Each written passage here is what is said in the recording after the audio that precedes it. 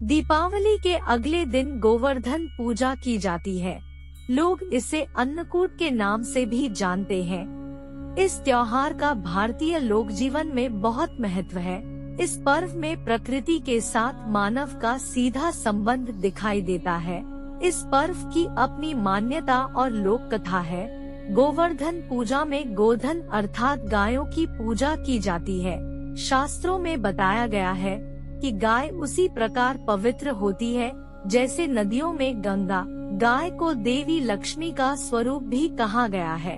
देवी लक्ष्मी जिस प्रकार सुख समृद्धि प्रदान करती है, उसी प्रकार गौ माता भी अपने दूध से स्वास्थ्य रूपी धन प्रदान करती है। इनका बछड़ा खेतों में अनाज उगाता है। ऐसे गौ संपूर्ण मानव जाति के लिए पूजनीय और आदरणीय है। गौ के प्रति श्रद्धा प्रकट करने के लिए ही कार्तिक शुक्ल पक्ष प्रतिपदा के दिन गोवर्धन की पूजा की जाती है और इसके प्रतीक के रूप में गाय की। जब कृष्ण ने ब्रजवासियों को मूसलधार वर्षा से बचाने के लिए 7 दिन तक गोवर्धन पर्वत को अपनी सबसे छोटी उंगली पर उठाकर रखा और गोपिकाएं उसकी छाया में सुखपूर्वक रहे, 7वें दिन भगवान ने गोवर्धन को नीचे रखा और प्रतिवर्ष गोवर्धन पूजा करके अन्नकूट उत्सव मनाने की आज्ञा दी। तभी से यह उत्सव अन्नकूट के नाम से मनाया जाने लगा। एक कबीर साहब जी अपनी वाणी में कहते हैं, कबीर गोवर्धन कृष्ण जी उठाया, द्रोणागिरी हनुमान, शेष नाग सब सृष्टि उठाई, इनमें को भगवन। 2 गोवर्धन पूजा के संबंध में एक लोक गाथा प्रचलित है। कथा यह है कि देवराज इंद्र को अभिमान हो गया था।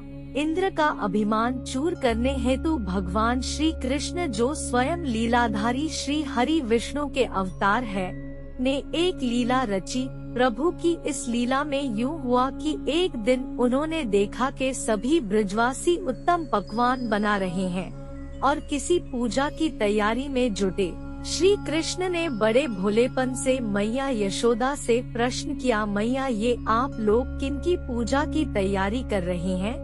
कृष्ण की बातें सुनकर मैया बोली, लल्ला हम देवराज इंद्र की पूजा के लिए अन्नकूट की तैयारी कर रहे हैं। मैया के ऐसा कहने पर श्री कृष्ण बोले, मैया हम इंद्र की पूजा क्यों करते हैं?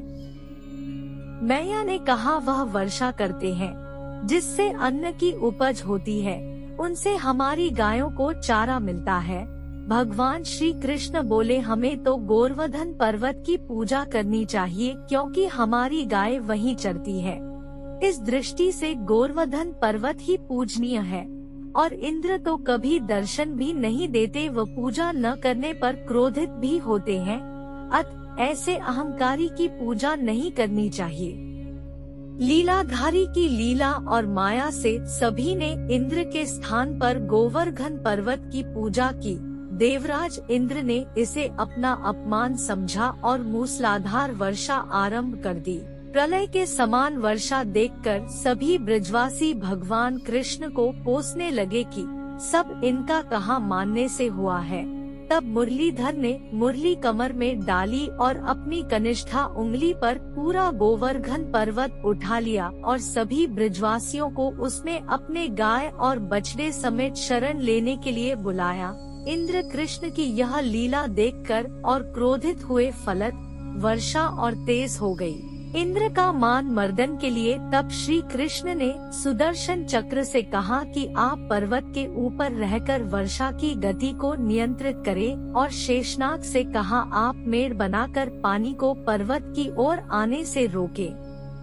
इंद्र निरंतर 7 दिन तक मूसलाधार वर्षा करते रहे। तब उन्हें लगा कि उनका सामना करने वाला कोई आम मनुष्य नहीं हो सकता।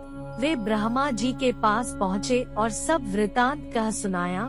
ब्रह्मा जी ने इंद्र से कहा कि आप जिस कृष्ण की बात कर रहे हैं वह भगवान विष्णु के साक्षात अंश है और पूर्ण पुरुषोत्तम नारायण है। ब्रह्मा जी के मुख से यह सुनकर इंद्र अत्यंत लज्जित हुए और श्री कृष्ण से कहा कि प्रभु मैं आपको पहचान न सका, इसलिए अहंकारवश भूल कर बैठा। आप दयालु हैं, और कृपालु भी, इसलिए मेरी भूल क्षमा करें। इसके पश्चात देवराज इंद्र ने मुरलीधर की पूजा कर उन्हें भोग लगाया। इस पौराणिक घटना के बाद से ही गोवर्धन पूजा की जाने लगी। ब्रजवासी इस दिन गोवर्धन पर्वत की पूजा करते हैं। गाय बैल को इस दिन स्नान कराकर उन्हें रंग लगाया जाता है व उनके गले में नई रस्सी डाली जाती है।